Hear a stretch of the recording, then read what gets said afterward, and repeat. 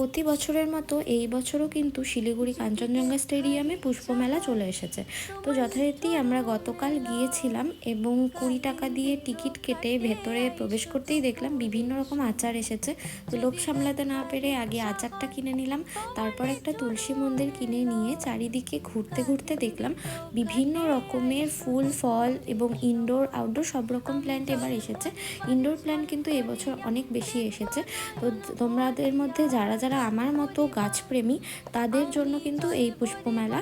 তো এই পুষ্পমেলায় তোমরা যারা যারা যেতে চাও দেরি কিন্তু করো না, 18 তারিখ পর্যন্তই কিন্তু এই পুষ্পমেলা রয়েছে, মানে মঙ্গলবার পর্যন্ত।